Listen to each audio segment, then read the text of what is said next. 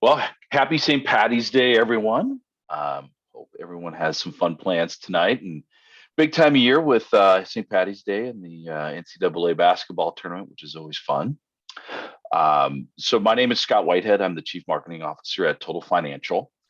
And with me today, I've got Seth Moses, who is our Director of Alternative Distribution at Total and our life settlement guy. And then also Brandon Mars, and he is our key premier partner with LIFEROC with us. So today we are going to talk about the state of the life settlement marketplace. And I think Brandon's going to really present to you a really good case of where the settlement marketplace has been and where it's going. And from what I see and what he sees and Seth sees, it's going to be a huge opportunity. And then it has been a big opportunity, but I think it's going to be a much bigger opportunity. So he's going to talk about that. And then we're going to get deep into some really good ideas on how to use life settlements within your books. Some case studies, some things to look for. And with the resources that we have between Seth and Brandon and his team, we can really help you identify where life settlements fit in your book. And honestly, I think, sometimes settlements have the stigma of being a bad thing, but from a fiduciary standpoint, I truly believe as an agent, you should understand where settlements work and where they don't work. And having a team behind you to help you know what's good and what isn't is key. And that's what Seth and Brandon and his team do every single day. Help you identify opportunities that work and identify opportunities that don't work. So with that, I am going to turn the call now over to Seth and to Brandon. Gentlemen, have at it. Thank you. Thank everybody. Thank you everybody for jumping on the call today.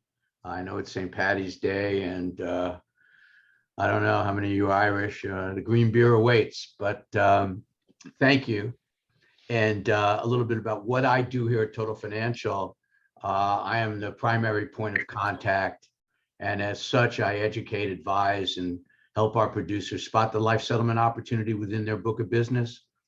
I also answer all questions a producer may have, as well as talk to you guys in depth about potential cases so that we can, be specific, identify key factors that'll increase or decrease the probability of a life settlement. I also keep you informed, updated throughout the submission, case management, and closing phases, making sure the process goes quickly and smoothly, because ultimately we want this to be a great result for both the client and yourself.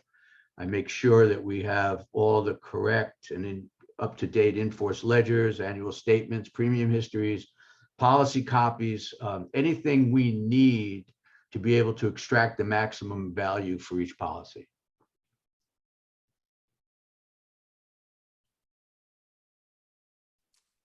All right, you done, Seth? Should I Yes, get sir. Okay. Yes, sir. I could have went on and on, but Well, I think a lot of us wanted you to. So. all the wonderful things that between the two of us we accomplished. But all right, thank you both. Really appreciate the opportunity to be here. This is, I think, our second year, so hopefully becomes a tradition to do a state of the state of kind of the life settlement market, what's going on, and most importantly, how you can help your clients and take advantage of this, really exciting market that's growing at a very robust pace. Seth's right. We work very closely on every single opportunity.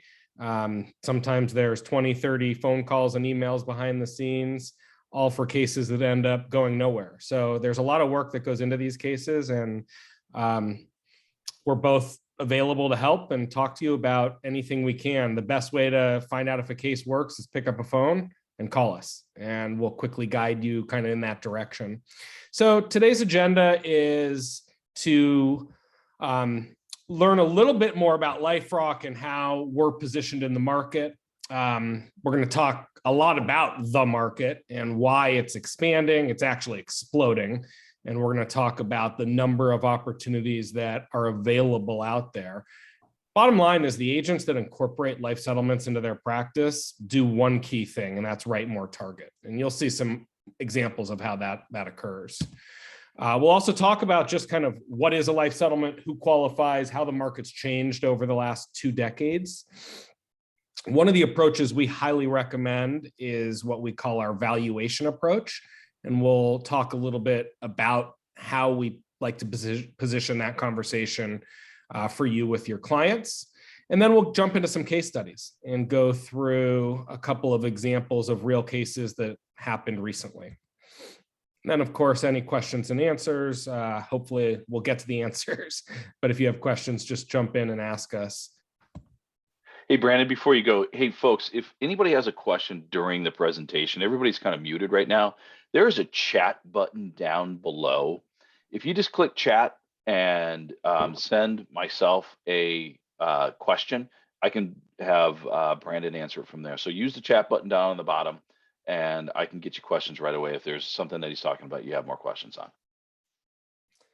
So that's kind of the agenda for today. I'll try and get through everything pretty quickly. I know there's already NCAA games, and Seth already mentioned green beer, so got a lot to look forward to this afternoon, I'm sure, for all of you.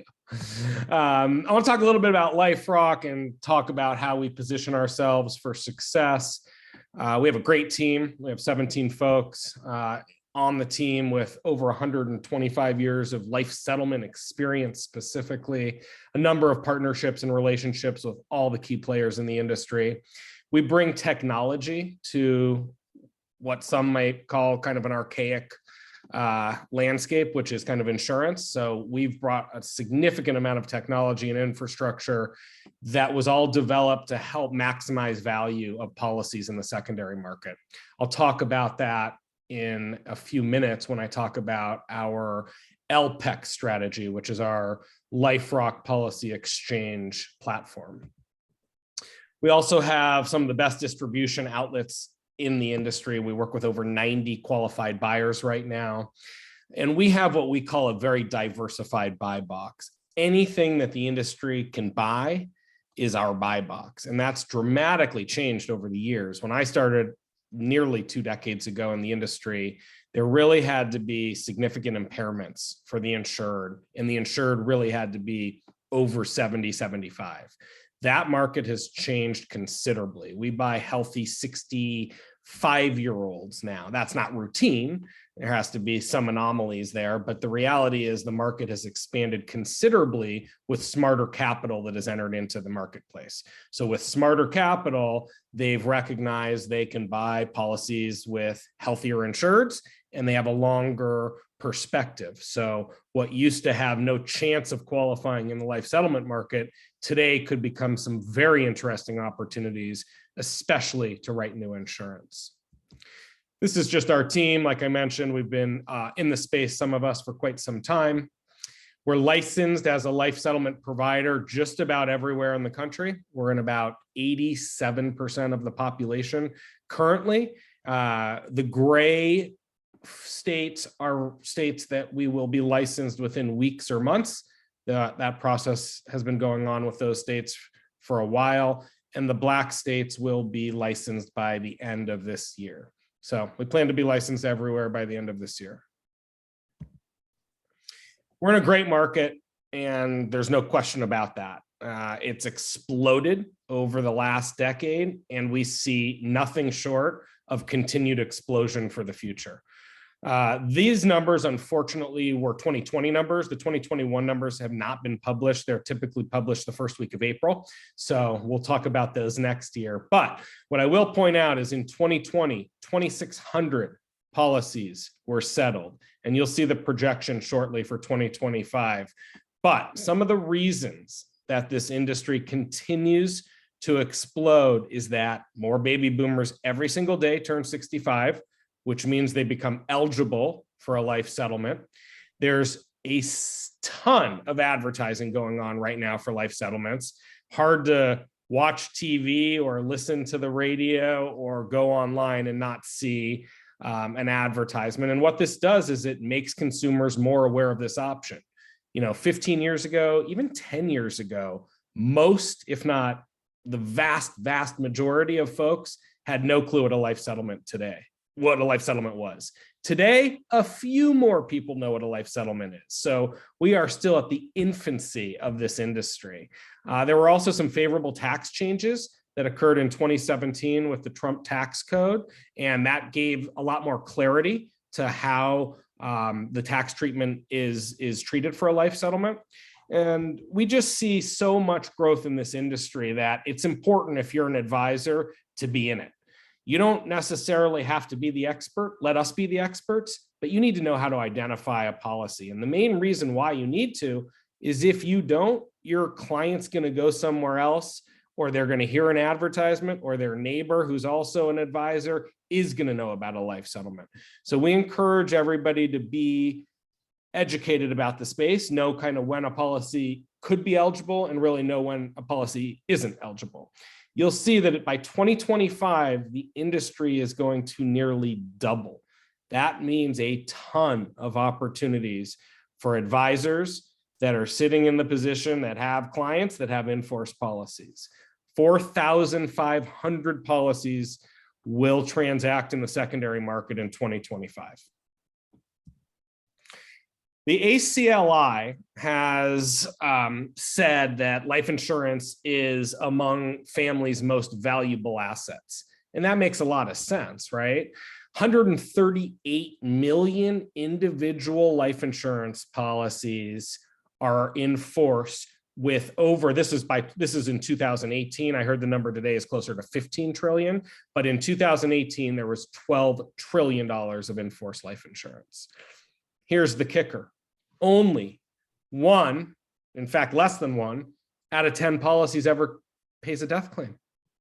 That means 90% end in a lapse or a surrender. Well, that means there's a huge opportunity of potential clients to find for a life settlement. The NAIC also says a number of things that are favorable for life settlements. They say that policy owners who sell their policy and receive a lump sum payment generally receive 4 times what they would have received if they lapsed or surrender it. That's a permanent policy. They go on to say that it's a great resource for seniors. So let's transition to kind of who qualifies. And this, like I said earlier, is constantly growing the qualifications in terms of kind of the eligibility. But generally speaking, we're looking for seniors that are 65 to 70 or older that have an Inforce policy with a minimum death benefit of $250,000. There's really no upper limit for us. We usually buy universal life policies.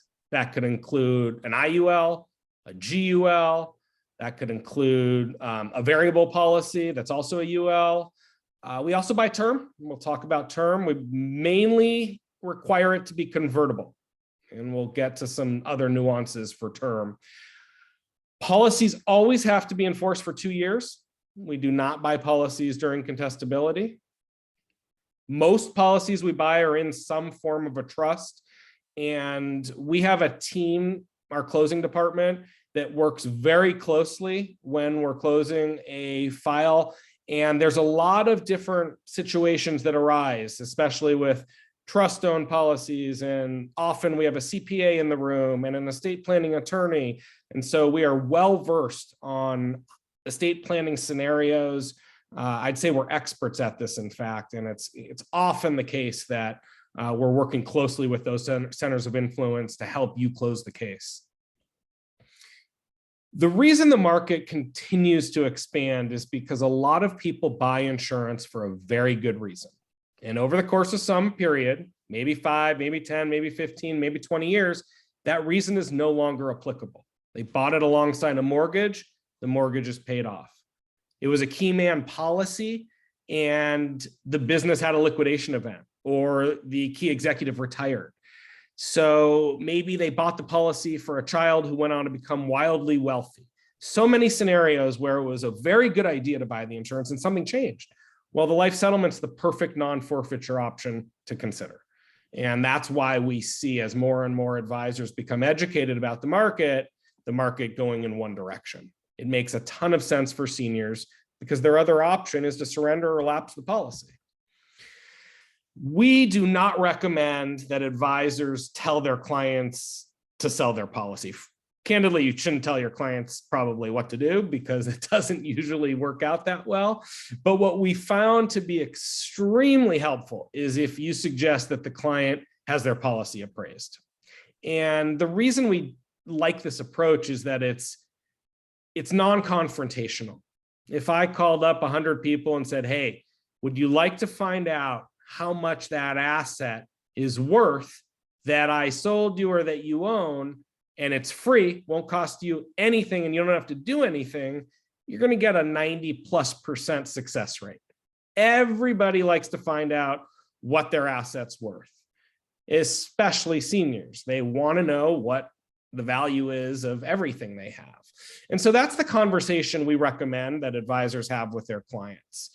Find out what your policy is worth. It's free, it's non-intrusive, there's no new exam, no blood, no urine, no paramed. The only thing we need is a HIPAA and an Inforce illustration. Now, with some policies, we need a little bit more information. Seth is an expert at knowing for each respective type of policy what we need, and he'll guide you accordingly. But generally speaking, all we need is a signature, and we can give you a valuation of a policy. And that doesn't mean the client has to sell the policy. It just means now they know what that policy is worth. And honestly, what happens more often than not when we use this valuation approach is that it creates dialogue with a client that you might not otherwise have. So how many times can you call a client about a new, IUL or UL or index, something that's new on the market for them to write a check for? It's important, obviously, to continue to, make sure they're aware of things that are appropriate for them. But it's also very inviting for you to have this conversation, and you'll see that it ends up helping you write more life insurance, and it won't always lead to a life settlement. But for example, if somebody knows their policy is worth more than they thought, it may be exactly what was needed to goad them to purchase something else that makes sense for their overall estate planning needs. And again, we don't necessarily benefit from that, but you as an advisor absolutely would. One thing that LIFEROC does real well is we help maximize the value of the policy when we bring it to the market. And this is really a huge advantage. I've talked to Seth about this in many instances in the past where if you get the wrong life expectancy, as an example, your case could literally be worth 6 or 7 figures less. And that's pretty dramatic. So what we do is we have a hands-on sales support system where we're going to build the file with you. We're going to work closely with Seth to get the APSs. We're going to get the right illustrations. We do a very good job of optimizing premiums for our funders. So when we send a case out to the market, we send them a very clean file with likely the best life expectancy available in the market, because we have a selection tool that enables us to go through a process that has tremendous accuracy. We then provide them with an optimized premium stream, and it allows the funders, we have about 90+ of them right now, to see the case the exact way that the policy is the most valuable. Our process is quick, and we provide complete transparency back to you at the end of the process. So when we take these policies to the market, we get fast answers and we get very good offers for you and your clients. This is our valuation report, and we can provide this at a few different points throughout the process. One is in a type of a hypothetical scenario where you call up Seth and say, we have a situation where we have a client, he's in his mid-70s, he's got XYZ type of policy, back of the envelope health is that he has X, Y, and Z. Well, we could take just that information with an illustration and provide to you a hypothetical assumption chart that allows you to see various ranges of where that policy might fall in the market. This is obviously extremely helpful to guide expectations. The other point when we can do this valuation report is if we have all the information. So once we have a life expectancy, we have the APSs, we have the medical file, we have the correct illustration, we can generate this same report with a much more degree of accuracy. In fact, it'll be highly accurate. So at that point, it again helps set expectations. And if your client has no interest in numbers that are in this range, we shouldn't bring the policy to the market. But if they would be willing to sell, if there were buyers that had appetite in this range, it's a viable case and we should take it to market. So it's good for a few reasons. You can use it in planning. You can use it for prospecting. You could call clients you haven't spoke with in a while and say, hey, how would you like to have those policies that you bought 18 years ago appraised? I have a way to do it for free and it's quick. Give me a call. You're going to have a high success rate of a call back on that. So we love the valuation report. We find it to be a very helpful sales tool for you. Seth requests them often. And when you need them, they're a lot of work on our side, but we're glad to provide them for you. Very helpful, super helpful. It really opens up a dialogue and gives a real picture of where they may fall. And I can tell you, once we submit cases to Brandon and his team, we usually outperform the hypotheticals. So it's a great start, and it's incredibly valuable to be able to present valuation reports to clients. So I'm going to jump into a few case studies. The first two are universal life cases. So the case on the left is a policy that was on a very impaired individual. He had an outstanding loan that he wanted to settle and not leave his family with the burden. So he approached us. Policy had a $300,000 annual premium, and we were able to offer $2.75 million as a gross offer. The seller received $2.4 million and $350,000 was shared on the compensation. It was just a great case. Obviously, it's a big number in terms of the sale. Everyone was happy with the transaction. On the right, we have a guaranteed universal life policy, and these become interesting opportunities in the market and sometimes ones where we can extract additional value. So this policy in particular had a shadow account. Nobody has access to anything in that shadow account unless you're looking at it the way in which we do, which is extract the value so that the life settlement market sees more value in the policy. These are two, this is an SUL policy, and this is actually a case we worked on with Total. These were relatively healthy individuals. I can't even remember the impairments, but they were certainly mild. Very mild. Yeah. And the ages are extremely young. And when you Fraserize, which is the term for a joint life expectancy calculation, and you have two individuals, what ends up happening is their life expectancy gets much longer. It probably makes sense. If you have two individuals with an SUL policy, the buyer only gets paid when the second individual passes away. And how Fraserization works is if you have two life expectancies that are identical, when you look at them together, it becomes longer because odds are that they will not both die at the same time. So this was just a home run case. We received an offer of $755,000 and the client received, over $560,000. Great case. These next two examples are term policies. The one on the left is a traditional life settlement. So it was a $5 million policy, just shy of $200,000 in annual premium, 74-year-old male who had a preferred non-tobacco issued policy. He had some impairments, somewhere in between mild and moderate, and he received a gross offer of, I think it was about, 11%, 12%, $615,000 on the $5 million.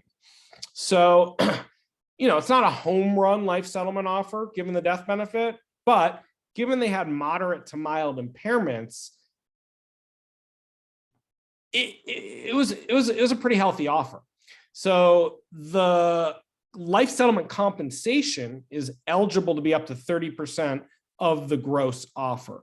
So The agent on this case shared $185,000 on the compensation for the life settlement, but then the policy was converted. They had, I think it was a 105 payout. So they ended up with, over 200,000 on the term conversion compensation as well. Obviously a home run for the advisor. Client couldn't have been happier. They weren't going to keep that policy and convert it. So everybody benefited in this scenario. Case on the right is a unique program to LIFEROC that we call our Convert to Cash program. We can do these on some term policies, not all. Has to be a product that allows conversion to a UL product. So it can't be kind of a mutual, or it can't be like Transamerica and go to a whole life product. We need a true UL, and it has to pay a conversion commission.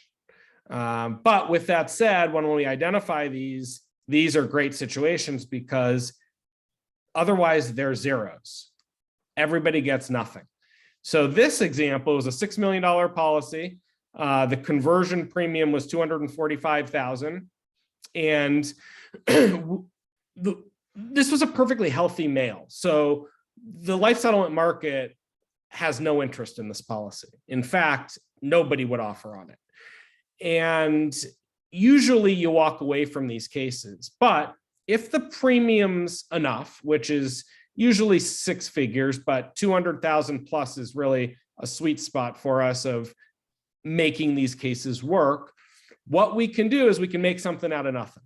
And what we did here is we were able to create $60,000 of an offer. And the way that we do that is we convert the policy, we pay the full conversion premium of $250,000. We then use our override on the case to give it back to the client. So in this example, we were able to generate $60,000 and the seller got $50,000 and there was $10,000 made available for compensation. Again, all of those would be zero in a typical life settlement, opportunity. If you took this to market, there would be no market. So these are great. The client had no interest in paying the $250,000 conversion. There was no way it was happening. It was going to be dropped. And these happen routinely. So what we recommend is be prepared in advance. So have, 3, 4, 5, 6 months out, any conversions that are on your books that are set to expire or lapse, have us take a look at those. See if there's anything we can do before that event occurs. And those become really great opportunities where you're helping your client because there would be no other option. So I wanted to point out a couple universal life and a couple term options. We do buy other policies, but it is usually more rare. Whole life policies in particular are very tough for us. They lack flexibility like a universal life policy will. So those are all the examples I have today, and I am glad to answer any questions you have, or we can wrap. If you have any questions, please feel free. You can just click unmute and ask questions. Seth, I do have a question for you. If somebody has an existing block of business on the life side, do you have a tool to help them kind of look at that book and see if there's opportunities? Well, absolutely. It's not unusual for agents to be able to create an Excel spreadsheet of all their Inforce business. And of course, we'd want the client names redacted. But if we have certain key pieces of information, Brandon and I can do it first, but I can definitely pick out all the potential opportunities, discuss it with the agent, and then forward that on to Brandon. And we can get the valuation reports back within 48 hours. Another thing I'll say also is the GUL option, and the healthy insured option. Brandon, if you want to touch on that, we had a great situation where we had 15 GUL policies owned by a business, and we were able to get offers back on all 15 within 48 hours from LIFEROC. And the offer was significantly higher. I think it was 1.6 million of cash value in all the policies, and we had like a $2.25 million offer for the policies. And we got all of this back within 48 hours. It was a fantastic situation. Yeah, we like GUL policies. We have a unique program for healthy insureds that are 70 to 80 approximately, and an Inforce GUL policy. We can price those very quickly. Like Seth said, he sent over a spreadsheet. I think there were 15 plus names, and we got them offers in less than 2 days back. So we can move on those very quickly. Same with the term, because we're not doing medical underwriting. So when we don't do the medical underwriting, the pricing side moves pretty quickly. Awesome. So if anybody has a question, they can either unmute themselves, throw it in the chat. I would tell you, if you have any cases that you feel that may not work, pick up the phone, call Seth, just give him the, hey, I got a guy, I got a gal, and he'll be quick and honest with you if it doesn't work, or if there's an opportunity. I think that's the best advice that I can give, and I've seen over the last couple of years where this has been very powerful, is don't let it go, right? If you got policies and you're questioning them, well, you've got a resource with Seth to start with, and at least give your client the opportunity to have some value put into a policy that's going to go away. I do have a question. Could you re-explain how you got the offer of $60,000 for the last term policy in the last case study? Sure. I can't go back, but oh yeah, I can. So we have an override on the case. So we had to pay $245,700 to get that policy in force. The client had no interest. They weren't going to pay it. So we said, okay, we'll buy the policy, we'll convert it. And when we did that, we paid the $245,000. We had about a 25%, I think it was, override on the case. So we took that, and if you multiply 25% times 250,000, you get about 60 grand. There's a few thousand in operating costs for us. We give all that money right back. So that's how that number was determined, and that's how that number is always determined on these types of cases. We look at the target, and then we look at kind of what our override is, call it typically about 20%, and we take the difference and you get the majority of it. There's some processing fees to transact the case. Now, if this individual had an impairment, that policy is immediately worth multiples of 60,000. But this is a situation where they were perfectly healthy and the life settlement industry offered zero for the policy. So we convert it and we kind of make a settlement out of a case that really isn't a life settlement. It's providing value to the consumer. All right, so if there's not any other questions, Brandon, if you could flip to the last screen. Let me throw those phone numbers back up. So you can catch Seth at 310-477-7500, extensions 253. He's your quarterback. He's your starter right there. Or in this case, I should use the word point guard, given the time that we're in. And then obviously Brandon's direct line is 310-819-9485. But we've had a lot of success in the last couple of years. And I think we've helped a lot of agents help their clients. And I think that's what the most important piece is for me is, we're here to help, and let's not let these things go away. So with that, there's no other questions. We'll make this recording available. If you have any questions, give Seth the call. Brandon, Seth, thank you much and enjoy your days. Thank you, everyone. Take care. Appreciate it.